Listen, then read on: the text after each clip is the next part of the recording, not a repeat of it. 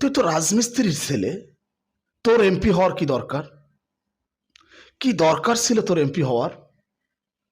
আরে ভাই, তুই তো রাজমিস্ত্রির ছেলে, কি দরকার ছিল তোর ঢাকা বিশ্ববিদ্যালয়ে পড়ার? কি দরকার ছিল বল? তুই না রাজমিস্ত্রির ছেলে, তোর কি এত কিছু করা ঠিক? তুই কি এত কিছু করতে পারিস? আরে তুই না রাজমিস্ত্রির ছেলে, তোর কি গরুর গোশত খাওয়া মানায়? তুই কেন গরুর গোশত খাবি ভাই? আরে তুই তো রাজমিস্ত্রির ছেলে ভাই, তুই কেন প্যান্ট পরিস? তুই প্যান্ট না পরে থাকতে পারিস না?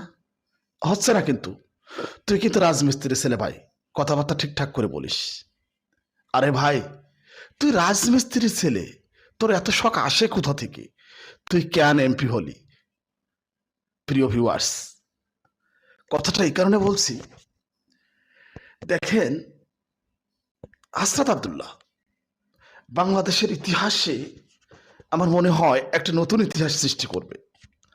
অল্প বয়সী একজন সংসদ সদস্য এত প্রতিভাবান, সেটা আপনারাও দেখছেন, আমিও দেখছি। দেখতে কালো হতে পারে কিন্তু হৃদয়টা বিশাল।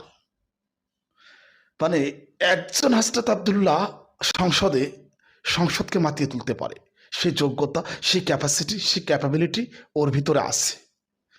কিন্তু একজন মানুষ যখন এভাবে বলল, বা কিছু মানুষ যখন তাকে এভাবে বলল ও তো রাজমিস্ত্রির ছেলে, আমার প্রশ্ন হচ্ছে, ও রাজমিস্ত্রির ছেলে এটা যদি ওর অপরাধ হয়, তাহলে ওই অপরাধে ও অপরাধী হোক। ও যদি রাজমিস্ত্রির ছেলে, ওটা যদি ওর অপরাধ হয়, তাহলে সেই অপরাধে ও অপরাধী হোক। আমরা এরকম রাজমিস্ত্রির ছেলেকে বাংলাদেশের আনাসে কানাসে, সংসদে, পার্লামেন্টে, সব জায়গায় দেখতে চাই। আমরা এরকম রাজমিস্ত্রির ছেলেকেই চাই।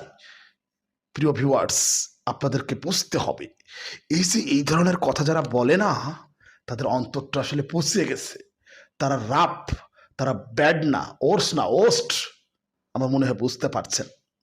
ব্যাপারটা হচ্ছে এরকম, হাসনাত আব্দুল্লাহ তার যোগ্যতা, তার ক্যাপাসিটি, তার ভালোবাসা, তার গ্রহণযোগ্যতার বলে এত দূর এসেছে, এবং এ আরো বহুদূর পর্যন্ত যাবে।